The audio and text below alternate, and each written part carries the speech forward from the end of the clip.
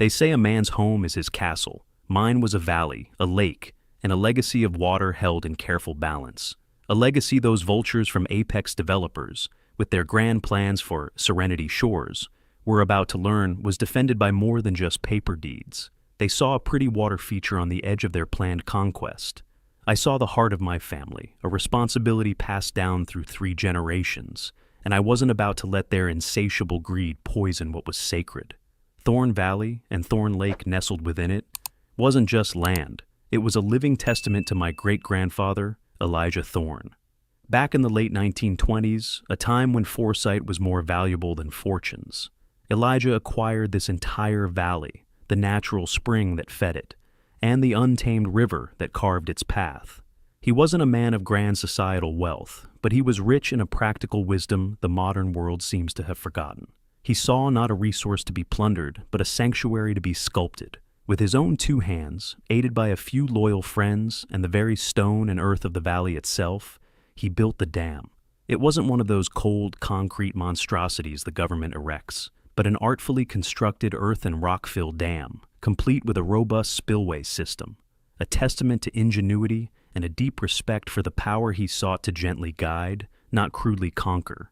His vision was for a private lake, a haven for family, for quiet reflection, for the native wildlife to flourish. And flourish it did. My grandfather inherited that vision, meticulously maintaining the dam, learning its whispers and warnings. He taught my father, in turn, passed that sacred duty, that profound connection, to me. The deeds to Thorn Valley, to the lakebed itself, the dam, and the meticulously documented water rights, registered with every relevant state and county authority long before most of their sprawling zoning laws were even conceived, were ironclad. The exclusive right to manage the water levels of Thorn Lake up to a clearly defined high water mark was unequivocally, indisputably mine. For decades, the Thorn family had been the quiet custodians of this jewel, keeping the water high enough for summer recreation and ecological vibrancy, a little lower in winter to embrace the snowmelt and heavy rains, always ensuring the dam's integrity. It was more than property. It was a covenant with the land, a part of my very soul, woven into the fabric of my earliest memories. Learning to swim in its cool embrace, to fish from its reedy banks, to identify the calls of the birds that nested in the ancient oaks guarding its shores. The first tremor in this tranquil existence came subtly, like the almost imperceptible shift in the earth before a quake. Unfamiliar surveyors, armed with flashy equipment that seemed alien in our untouched woodland buffer on the eastern edge of the lake. They were vague when I approached, polite but firm, to inquire about their purpose on land that bordered mine so closely. "Residential project," one of them mumbled, avoiding eye contact before they hastily packed up, mentioning a name that would soon become a dark cloud on my horizon.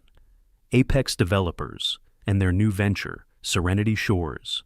Soon the vultures began to circle in earnest. Glossy brochures started appearing in local stores, slick with false promises of luxury lakeside living at Serenity Shores. Lakeside, my lake. The maps within were a masterpiece of deceit, Thorn Lake cleverly distorted to appear as some sort of generous community amenity, a shared pond for their future residents, complete with little cartoon boats and smiling families frolicking on shores they would never legally touch.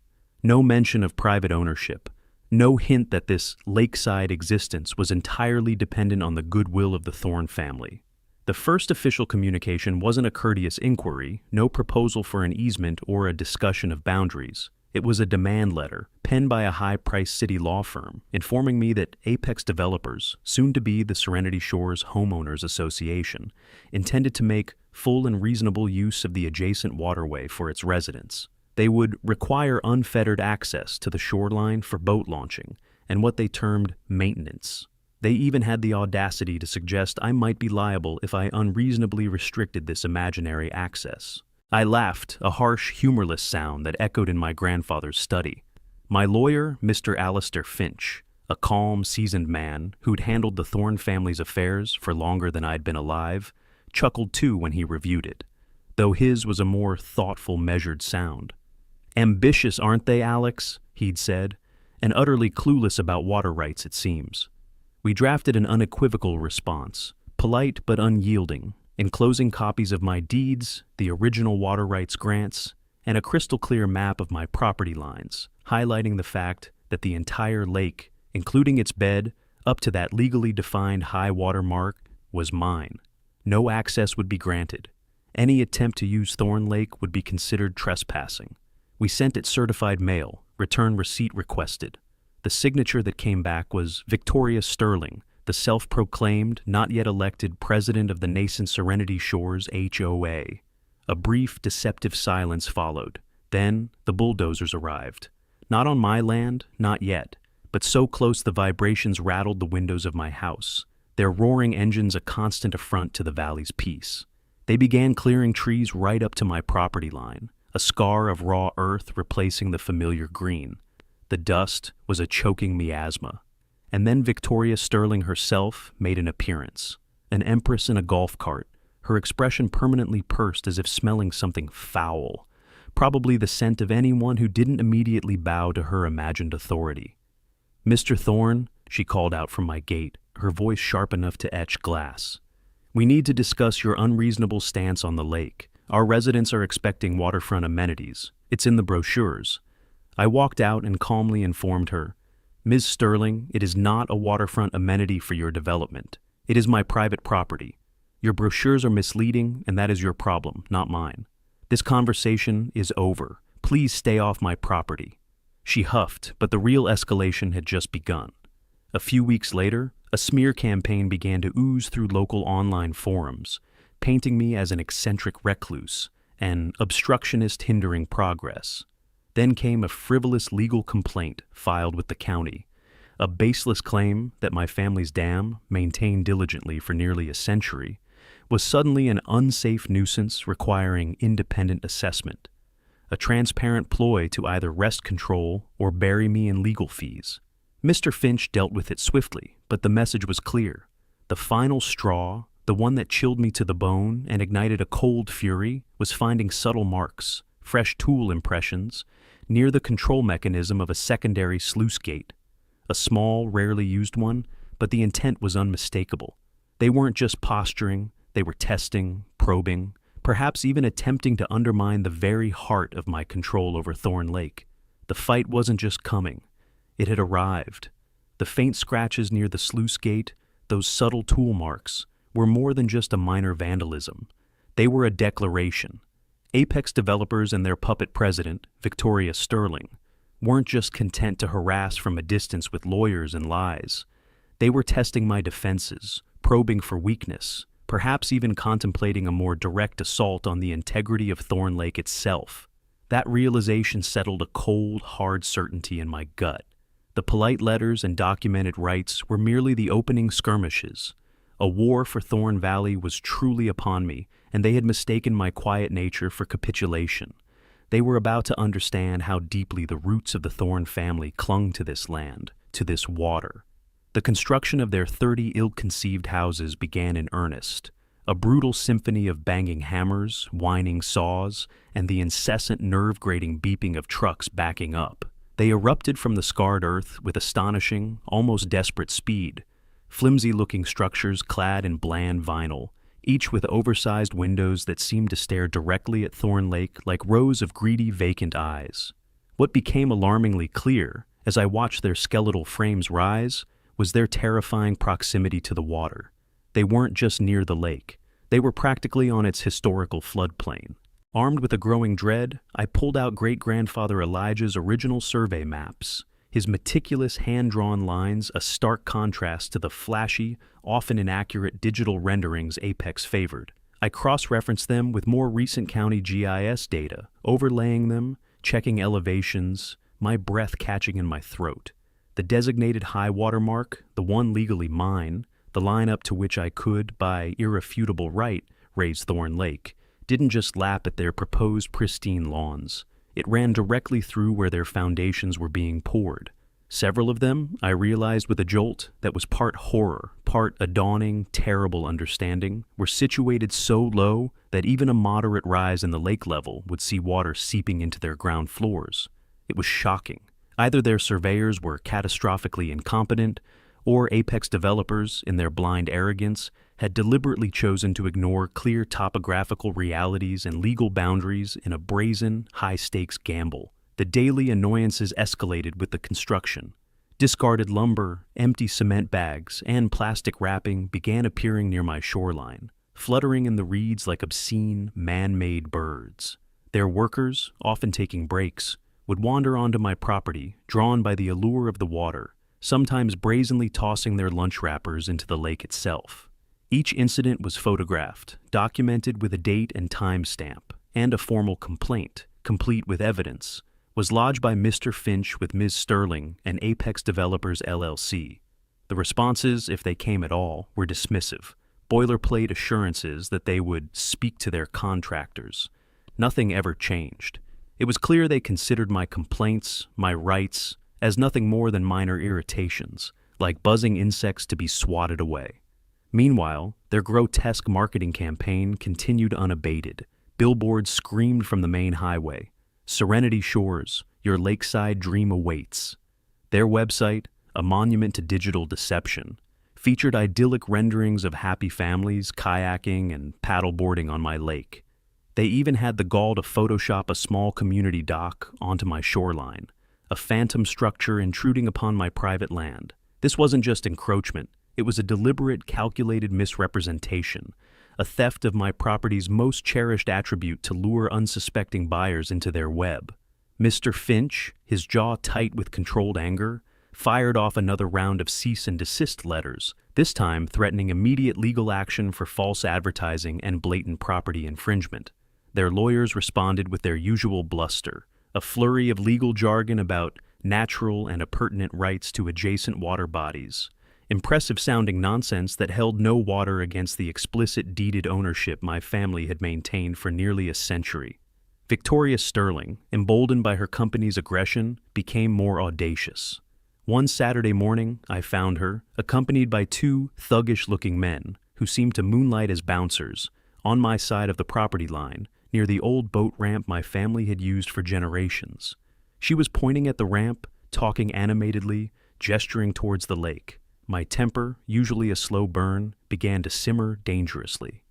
"Mrs. Sterling," I said, my voice dangerously calm as I approached them, "you are trespassing. Again." She jumped, startled, then puffed herself up like an adder. "Mr. Thorne, we were just discussing the optimal placement for the community canoe rack. Surely you can see the benefit of cooperating? It will enhance property values for everyone." I remember looking her dead in the eye, the contempt I felt surely visible. "There will be no community canoe rack, Ms. Sterling. There will be no community access. This is private property. The next time I find you or any of your associates on my land, without my express written permission, I will have you arrested and charged with trespassing. Is that sufficiently clear for you?" Her face, usually a mask of smug superiority, turned a delightful shade of puce. The two goons shifted uncomfortably, their bravado deflating. She stammered something about me being obstructive and unneighborly. Then they beat a hasty retreat, casting resentful glances over their shoulders. It was a small victory, but I knew it was far from over. They were testing my resolve, hoping I'd tire, give in, perhaps sell them an easement for a pittance. They profoundly underestimated me. It was a few weeks after that confrontation, during a particularly bleak, rainy afternoon, that I received an unexpected anonymous email. It was short, cryptic, asking if I was the owner of Thorn Lake and if I was aware of certain discrepancies in the Serenity Shores development surveys. It proposed a discreet meeting. My gut, honed by generations of Thorn intuition, told me this was genuine. Mr. Finch advised caution, but agreed it was worth investigating.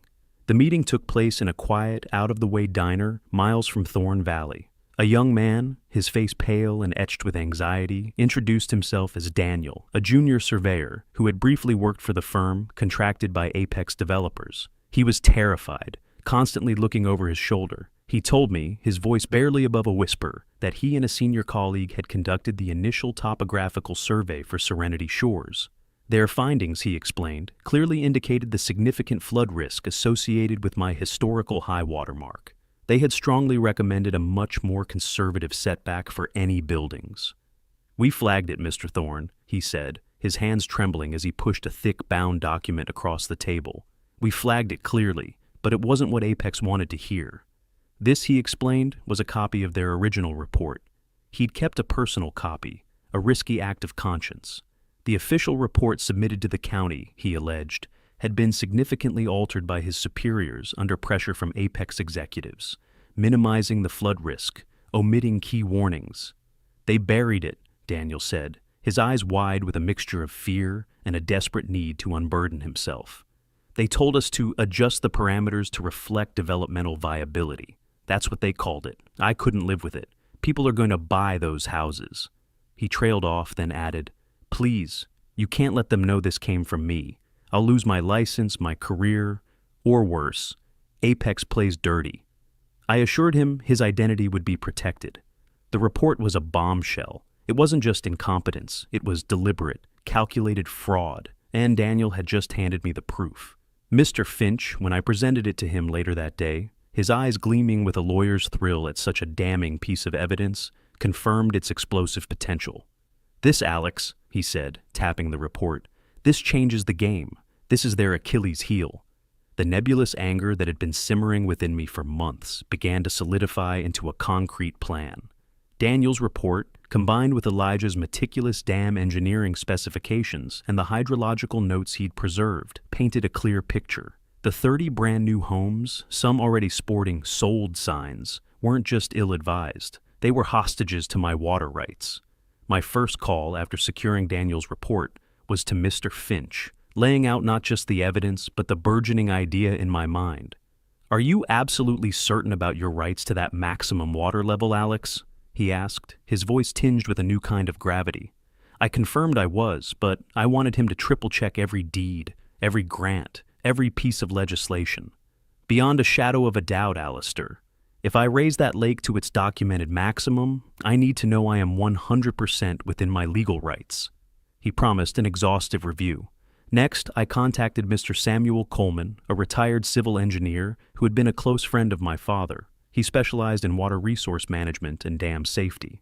I didn't reveal my full intentions, not yet, but I asked him to conduct an independent review of Elijah's old dam plans and my proposed operation of the spillway to reach that maximum documented level. I needed to be certain there was no unforeseen structural risk, no nuance of dam operation I might have overlooked. George, a man as solid and dependable as the earth dams he understood so well, after a thorough review and a meticulous site visit where he examined the dam and spillway mechanism with a practiced, almost reverent eye, confirmed it. "She's an old girl, Alex," he said, patting the stone wall of the pump house. "But Elijah Thorne knew his stuff. The mechanism is sound. You can take her up to that design level without any issue, provided you do it slowly, methodically, and monitor everything." He even sketched out a schedule for incrementally closing the spillway gates to achieve a gradual, controlled rise, minimizing stress on the structure and the surrounding land. His calm, professional confidence was immensely reassuring. While Mr. Finch delved into the legal archives and Mr. Coleman double-checked flow rates and structural tolerances, a new, poignant complication arose. I learned through local gossip, confirmed by a discreet inquiry from Mr. Finch, that one of the most vulnerable houses, one situated precariously low near the eastern cove, had been purchased by a young family named Miller. They had a toddler, I heard, and had apparently sunk every penny of their savings into their dream home by the lake.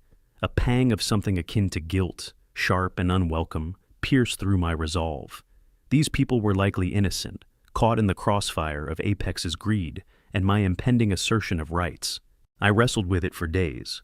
Finally, I penned an anonymous letter, typed on an old machine, no return address, and left it in their mailbox late one night. It was vaguely worded, warning of potential historical water level fluctuations affecting properties in the lower Thorn Valley Basin, and strongly advising them to seek independent verification of their property's true elevation relative to all documented Thorn Lake water rights and easements, before finalizing their move or making significant investments. It was the best I could do without revealing my hand. Weeks later, I heard through the grapevine that Victoria Sterling had personally visited the Millers, reassuring them with her practiced venomous charm, dismissing the anonymous warning as a scare tactic from a disgruntled anti-development neighbor, meaning me. She'd apparently convinced them their investment was perfectly safe, even offered them a discount on some upgraded fixtures as a show of good faith.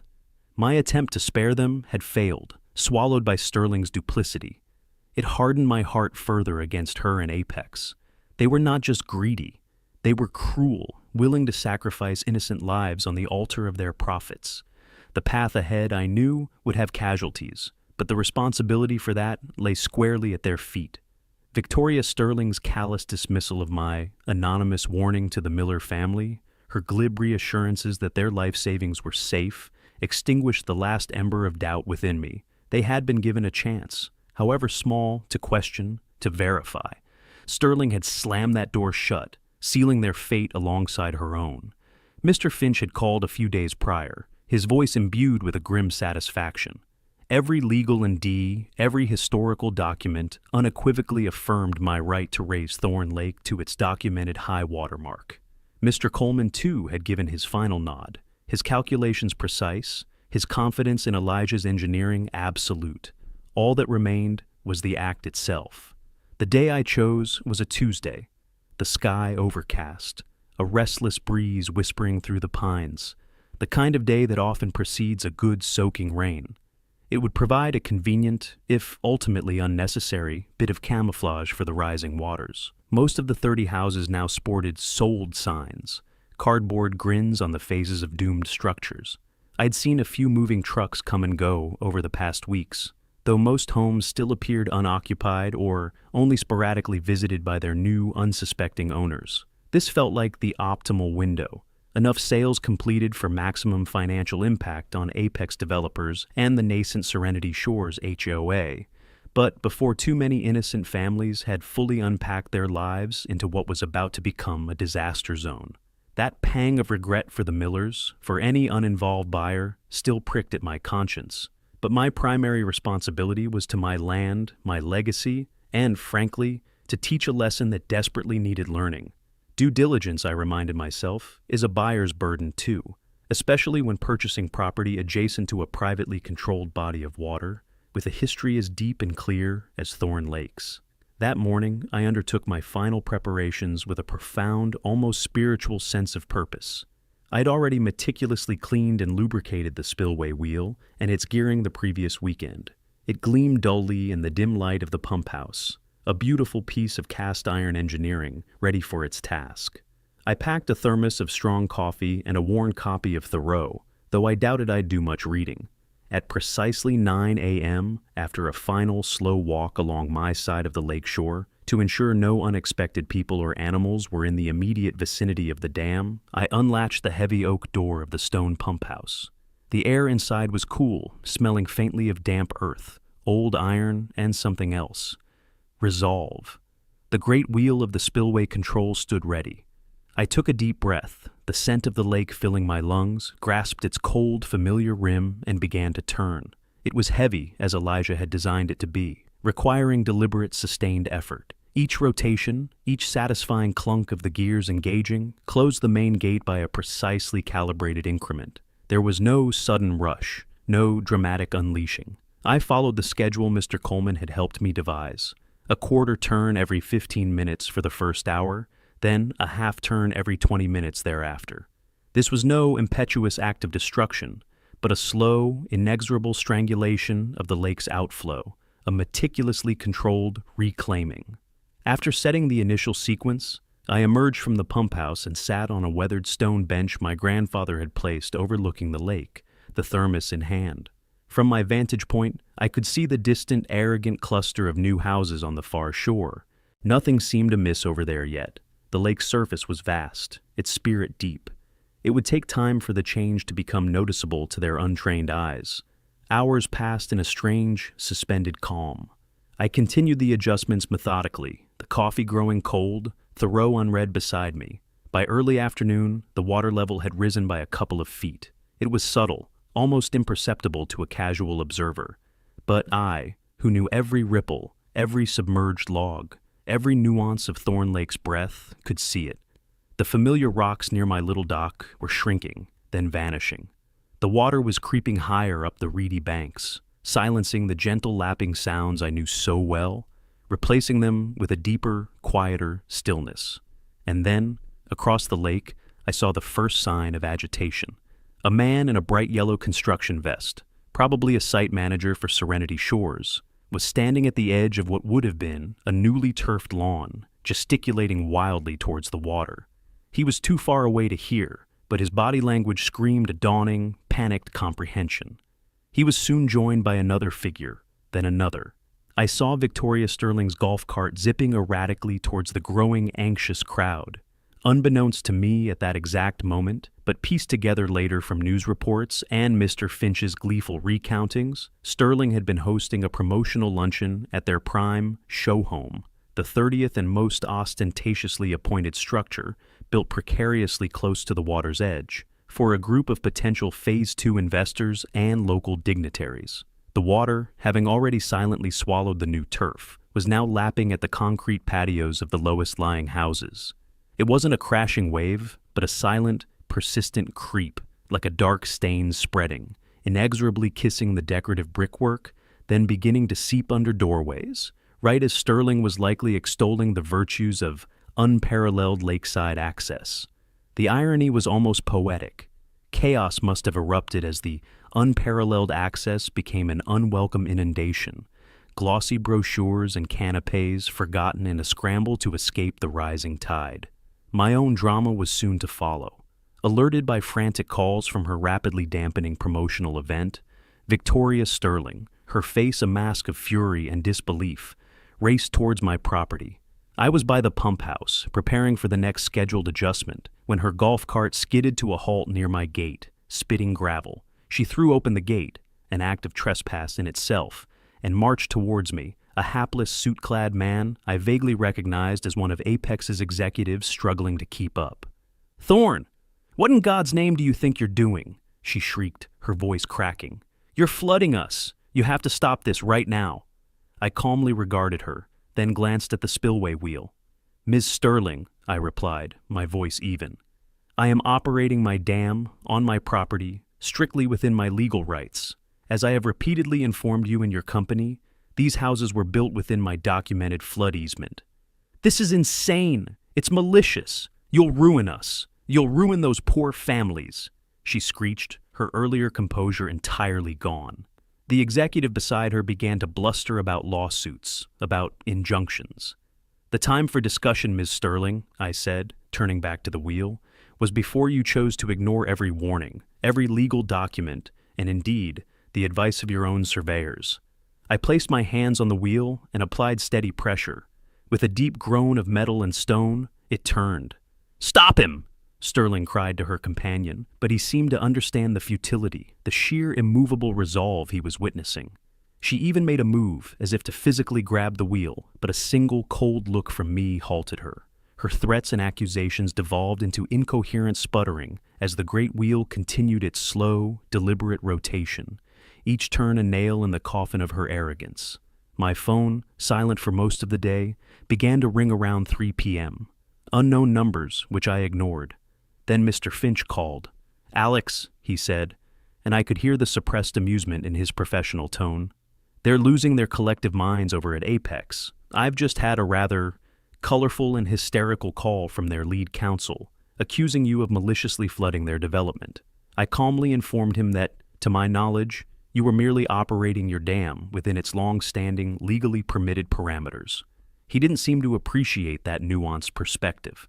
As if on cue, around 5 p.m., a sheriff's deputy's car pulled up to my gate. A young, polite officer emerged. "Mr. Thorne?" he inquired. "Sir, we've had a report of you flooding the new houses over there." I nodded. "Officer, I own this lake and the dam that controls it. I have extensive documentation, going back nearly a century, confirming my legal right to operate this lake up to its current level and beyond. The houses, unfortunately for their developers and occupants, appear to have been built well within my legal flood easement." I offered him a folder containing copies of the key deeds, water rights grants, and dam permits. He took it, looking skeptical, but also intrigued as he began to leaf through the documents under the fading light.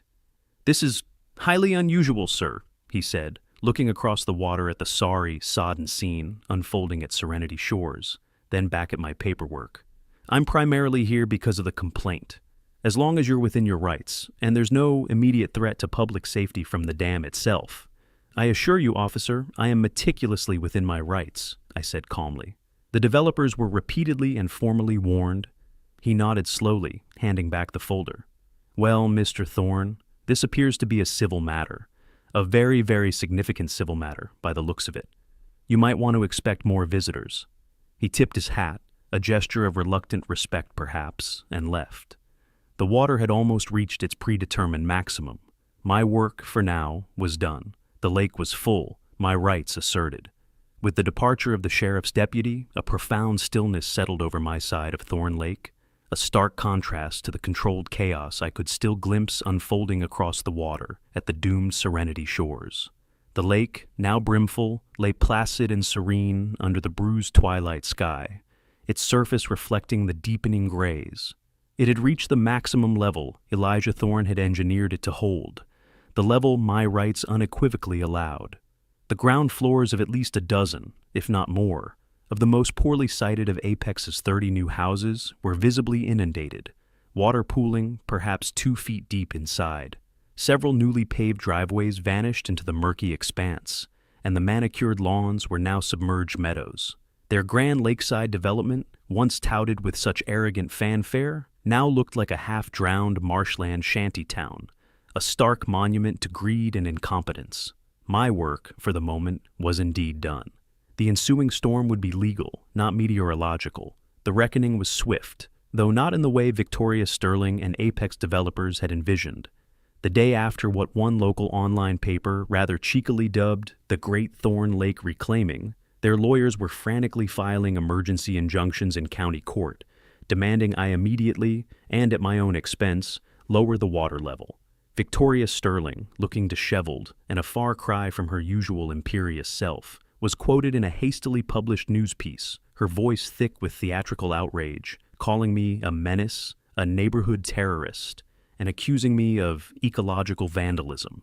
The accusations were laughably impotent, hot air against the mountain of meticulously documented evidence Mr. Finch and I had prepared over months.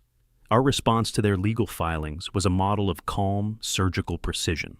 Mr. Finch, a rock of legal reason in their sea of hysterical indignation, submitted a meticulously compiled brief that laid out, with unassailable clarity, my undeniable legal right to maintain Thorn Lake at its current level.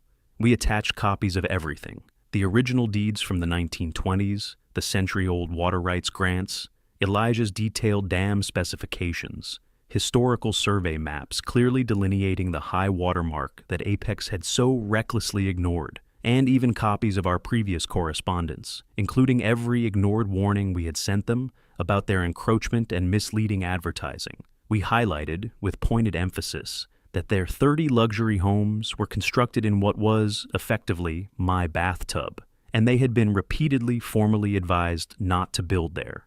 The emergency hearing was a spectacle. Apex's legal team, a group of slick city lawyers who probably charge by the syllable, tried to argue equity, public good, the disproportionate and malicious nature of my actions. They painted me as a vindictive hermit, recklessly endangering property and the environment. They even attempted to resurrect their earlier, baseless claim that my dam was suddenly unsafe or improperly operated. Mr. Alistair Finch, in stark contrast, was the epitome of calm professionalism. He simply, methodically, walked the judge, an old-school jurist named Judge Harrington, known for his meticulous attention to property law and a notoriously low tolerance for corporate bluster, through the timeline and the documentation. He pointed out that Apex Developers LLC had proceeded with construction despite explicit, repeated warnings and clear, undeniable evidence of my superior and pre-existing property rights. The public good, Mr. Finch argued, his voice resonating with quiet conviction, was not served by rewarding reckless development and a blatant, arrogant disregard for established legal ownership.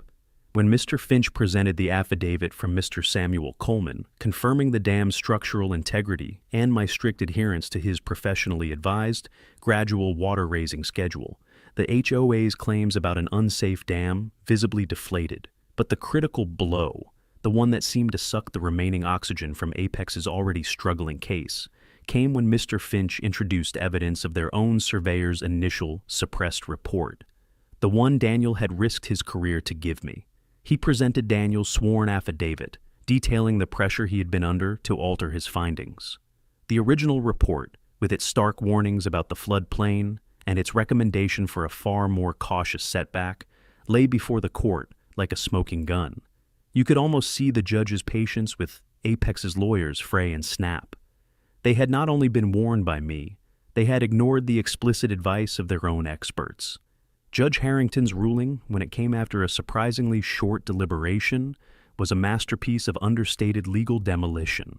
He denied their request for an emergency injunction, stating flatly that I, Mr. Thorne, appeared to be operating entirely within my long-established, well-documented legal rights. Pinnacle Pines LLC, he continued, his gaze sweeping over their crestfallen legal team, had, to put it mildly, assumed a significant and foreseeable risk by building where they did, despite ample warning and readily available information. He essentially, and with a distinct lack of judicial sympathy, told them they had made their watery bed and now they had to lie in it. The law, he implied, did not exist to protect fools from the consequences of their own egregious folly, especially when that folly trampled on the established rights of others. The first major battle was decisively won. Judge Harrington's ruling against Apex developers and their Serenity Shores HOA was more than just a legal victory. It was the breaking of the dam of their arrogance, and the torrent of consequences that followed was swift and ruinous for them. The buyers of those 30 sodden, uninhabitable houses, including the unfortunate Miller family, were understandably incandescent with fury. Their lakeside dreams had turned into a nightmarish swamp, their life savings sunk into what were now decaying, waterlogged monuments to corporate negligence. Class action lawsuits began to pile up against Apex developers, citing gross misrepresentation, criminal negligence, and a blatant failure to disclose material facts, namely, that they'd built their luxury development in a legally accessible bathtub. Insurance companies, smelling the distinct rat of Apex's deliberately suppressed surveyor's report, began denying claims related to the flooding or launched their own invasive investigations into Apex's demonstrably fraudulent conduct. The financial bleeding for Apex became a hemorrhage. Victoria Sterling, once so imperious and vocal, vanished from public view, her reign as the self-appointed queen of Serenity Shores, ending not with a bang, but with a gurgle of swamp water and recrimination. Within months, faced with insurmountable legal costs, creditor demands, and a reputation shredded beyond repair, Apex Developers LLC declared bankruptcy. Their venture capital backers, I heard through Mr. Finch, were apoplectic, their grand investment now a multi-million-dollar write-off. The unfinished parts of the Serenity Shores development ground to a permanent halt, skeletal frames and piles of unused materials left to the mercy of the elements. For weeks, Thorn Lake remained at its full assertive level. The 30 houses sat in their artificial marsh, a potent, slowly decaying symbol of greed brought low by foresight and resolve. Weeds began to grow with vigor in the stagnant water around them, and waterfowl, always quick to adapt, started to investigate the new, albeit temporary, wetlands. Eventually, under immense pressure from the county, who were now facing a potential environmental hazard if the structures were left to truly rot and disintegrate, not to mention the specter of their own potential liabilities, negotiations began between myself, represented by Mr. Finch, and the creditors of the bankrupt Apex developers. My terms were simple and unyielding. I agreed to gradually, very gradually, lower the lake level, but not to its previous everyday operational height. It would be lowered only to a point that still left their lowest lying lots, the land upon which those 30 houses had been so foolishly built, permanently waterlogged, demonstrably undevelopable. A clear, natural, and now legally reinforced no-build zone. This, however, was strictly contingent on them, or rather their creditors, funding the complete removal of all ruined structures and undertaking significant, professionally supervised environmental remediation of the affected shoreline.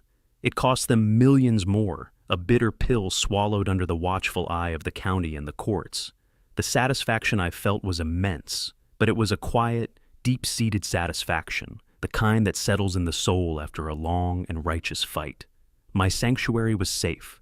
The view across Thorn Lake was no longer marred by rows of poorly conceived houses, their vacant windows like accusing eyes. Instead, it was slowly returning to its natural state, aided by the court-ordered demolition crews who painstakingly dismantled the wreckage, and then by the patient, relentless work of nature itself. The story of the Great Thorn Lake reclaiming became something of a local legend, a cautionary tale whispered among developers and prospective property owners alike, a stark reminder about respecting boundaries, both physical and legal. People learned, or were reminded, that old Elijah Thorn's lake was not to be trifled with, and that its current custodian was just as dedicated, just as unyielding in the defense of his heritage as his ancestors had been. Sometimes, when I walk by the old stone pump house, I pat its cool, moss-covered flank, a silent thank you to my great-grandfather's wisdom, his foresight. He understood the true value of water, the profound importance of the land, and he knew, with a certainty that echoed down through generations, the necessity of defending what is yours. I had simply upheld his legacy, and if you're ever thinking of buying property next to a body of water, any body of water, heed this old valley's tale. Do your homework, check the deeds, check the surveys, and always, always check the water rights, because you never truly know who holds the wheel that controls the flood.